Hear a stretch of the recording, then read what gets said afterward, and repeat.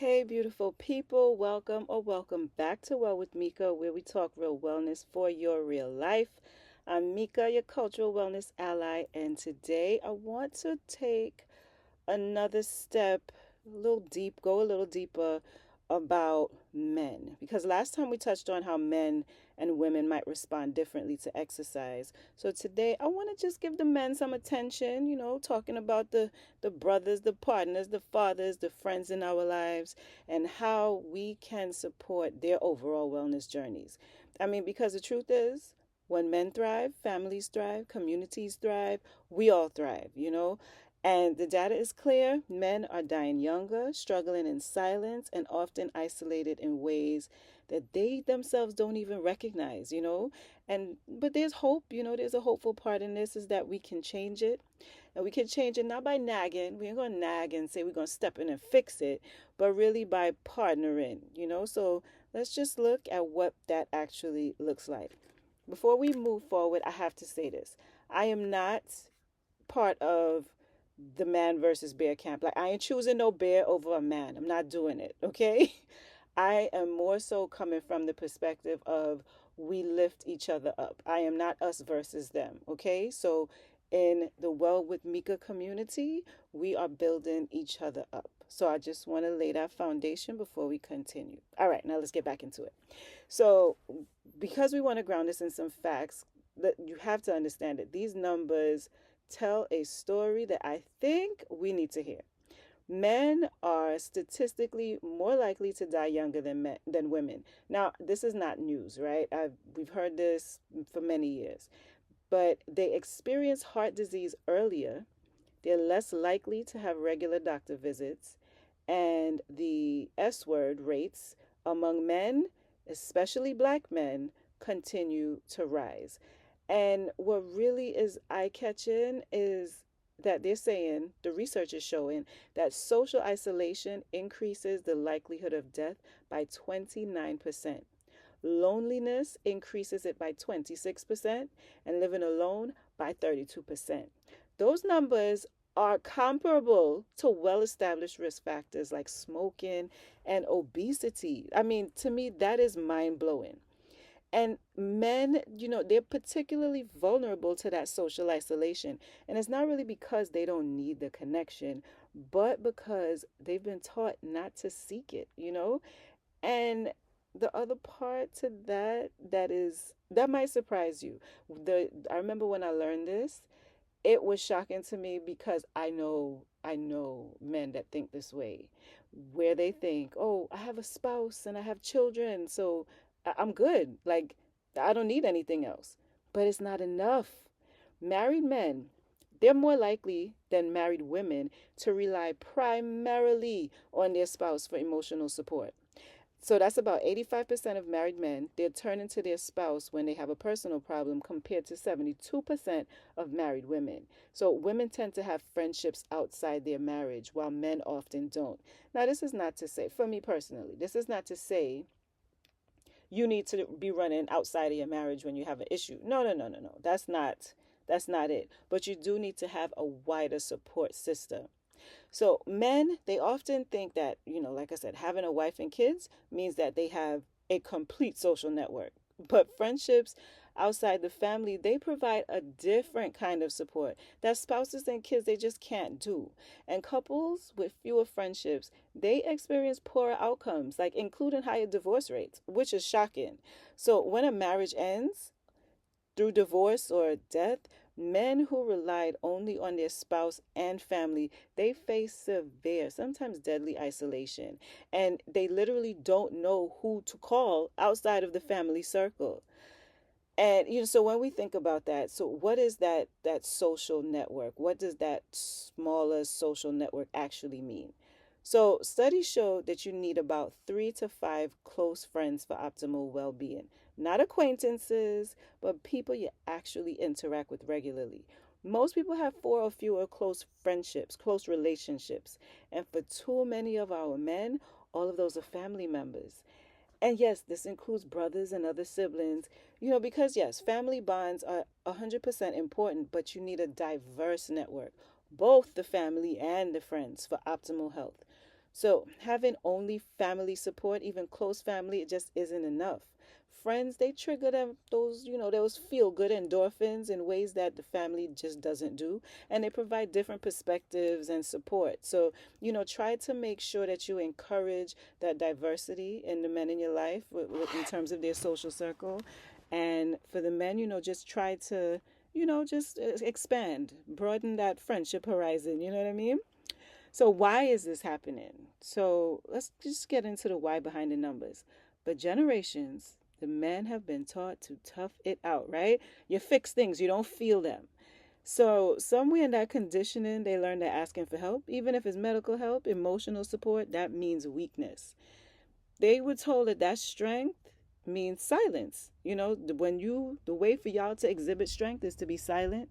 Vulnerability, please, no, that's embarrassing. And real men cry away. Nope, they ain't crying. Don't complain, and you don't need people. I have heard this, I've seen it, and I've also seen the opposite. So, this doesn't apply to all men, of course, but there's definitely this sector of men that really live this type of life. And that silence that they think is strength, it really just turns into strength. And then over time, I'm into stress, I'm sorry. And over time, that stress becomes illness. Social isolation becomes depression. Suppressed emotions become physical symptoms. I mean, we know this. Women experience it too. But, we usually have a support system to talk to.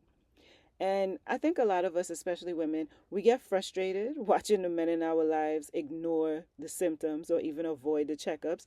And, it's easy to just say, you're so stubborn, like just do this thing. But if we look deeper, it's not just stubbornness, it's really conditioning. And when we approach them with, that you need to be better, eat better, why you don't go to the doctor, it sound like criticism, not care to some of them, even though we mean well. So how we might want to look at it is to think, we're going to open the door, not with pressure, but more partnership. So it's shifting from that you need to, how about we do this together? You need a little help, how can I help you get this thing done for your well-being? So it's not policing, it's partnering. No blame. We're going to build bridges here. So that's the type of energy shift we're talking about. So now when we get a little deeper into the why friendships matter so critically, we'll see that women actively facilitate men's social interactions with other men. And often that might mean they have less time for their own friendships as a result. There's some research that actually that they put a term to it called mankeeping. Now look, I know I might be late to this party. I had never heard of the term mankeeping before. And then I looked at my husband and I said, "Oh shit. That's what I've been trying to do with you." Okay. And women, do the emotional labor. We arrange the social time for the husbands. We remind them to call their friends or, organize gatherings. And without that facilitation, many men, they just won't do the maintenance for the friendships. And that's a problem because the friendships they provide, like we said, the different perspectives than the family, the shared interests and activities, safe spaces to be vulnerable, support during life transitions and accountability, for even healthy behaviors. So when men lose those friendships or never even develop them in adulthood, they lose those protective factors and their health suffers. So loneliness, it doesn't always look like being alone. Sometimes it looks like being surrounded by, let's say, family, but having no one to talk to about what you're really feeling. There's no one who really shares your interests, no one who really checks on you like that just because. And men are less likely to admit that they're lonely even when they are. They minimize it, they deny it, or they just push through until what happens? It's going to manifest as some physical illness, depression, or even worse, right? So, what does that support actually look like? So, let's get into the practical, actionable ways to help those men in our lives. Like I said, without the nagging, we ain't gonna nag them and we ain't gonna just step in and fix and take over. We're not gonna do that. What we're going to do is we're going to make health a shared experience. All right. We ain't going to lecture. We're going to, instead of the you need to, let's say, eat healthier, we're going to say something like, look, I'm making this new dish tonight. That's good with you? Or you want to try and we want to cook this thing together? Maybe cooking some different types of meals, some healthier meals together, inviting him to walk with you after dinner, or go to the gym, whatever it is that you do for movement. Just frame it as time together, not as you do this thing, or not as, oh, we have to exercise right now. Just make it more about connection plus the movement, or plus the healthy behavior, and that's going to be win-win. Okay. Number two is you want to normalize emotional check-ins. Ask, how are you? And then pause. Just wait. Actually wait for the answer. Men, they often communicate stress differently than women, through sometimes irritability or silence or withdrawal. So instead of judging that, let's try to take a step back, try some curiosity. Okay, like, hey boo, you've been quiet lately, like what's on your mind? Hey, you seem stressed, want to talk about it? Or you just want to take a break together, like what's good? You need to go out?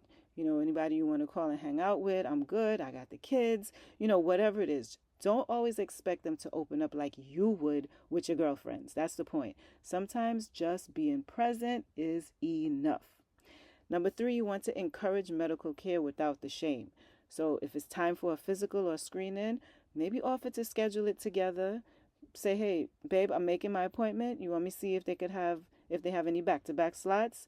Or just say, hey, I'm making scheduling mine for this time. Do you want me to schedule yours for a similar time? Or, if you guys don't share the same provider, whatever it is, just make that space for encouraging without the shame. So we want to normalize it as routine maintenance, not a sign of weakness. Okay. Frame it as taking care of himself so he can take care of others. Number four, support friendships actively.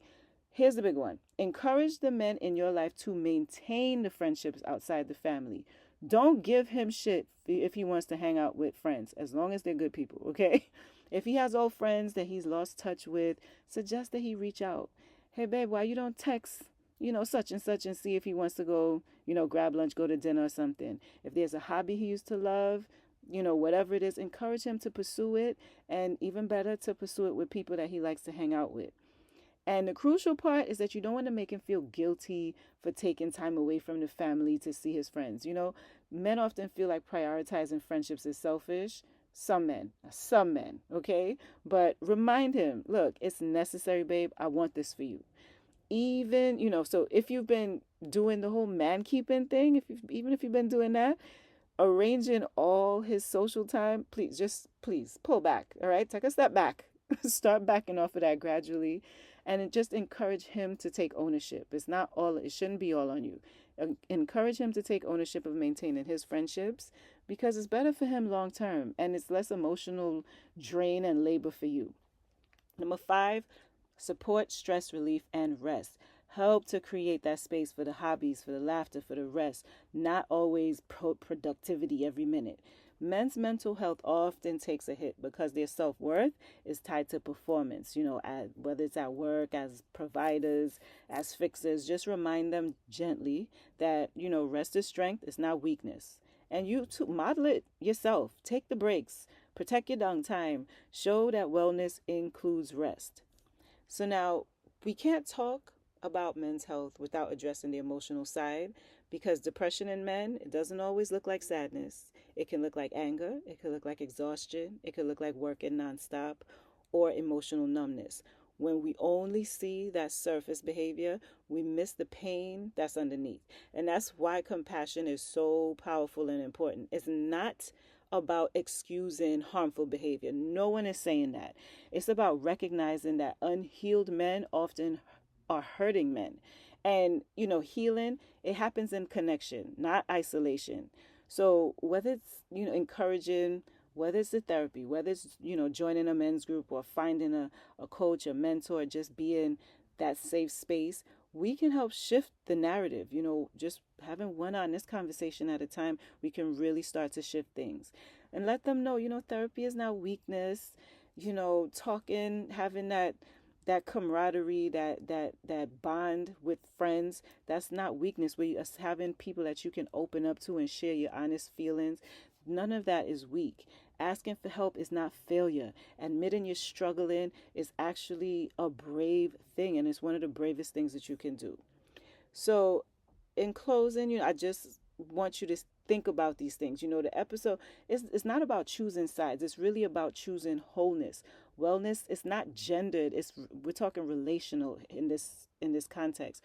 We all influence each other's habits, our moods, our energy. When women heal, men benefit. When men heal, families transform. We all affect each other. It's not just, we're not in isolation here.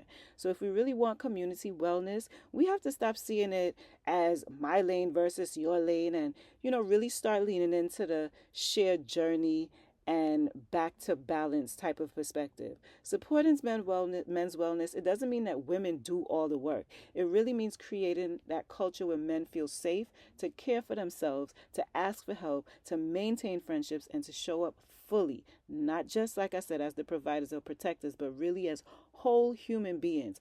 I want that for the men in my life, and I would think that you would want that for yours too. So to reflect, think of just one man in your life, whether it's your husband, your father, your friend, your son, and just check in. Check in just to connect. How are you doing? Maybe cook something healthy, nourishing together, go for a walk. If you are a man listening, I want you to hear this directly. Your health matters. Your feelings matter. Your friendships matter. Having a wife and kids, yes, they're beautiful, but it's not a substitute for having your own circle of support. Having your own social circle is still very important. Reach out to that friend you've been meaning to call. Join that group. Start a hobby, okay? Make time for the relationships that fill you up. And if you're struggling, please ask for help. It's not weakness, it's wisdom. It's a wise thing to do. And for everyone, please let's build empathy instead of these walls. Let's make health something that we grow together in, okay? Because when we support each other's wellness, really, really support, it's not, just talking about it. We really all thrive. So, as always, thank you so much for tuning in to this episode of Well with Mika. I hope and pray that you found this episode meaningful, helpful. Please share it with somebody you care about, especially if you know a man who might need to hear this message. Let's just keep spreading that healing energy, those healing vibes, one conversation at a time. Leave a comment, tell me your thoughts, share, if there are any men in your life that you think need to hear this. And until next time, please take care of yourself and each other. As always, happy healthing. Peace.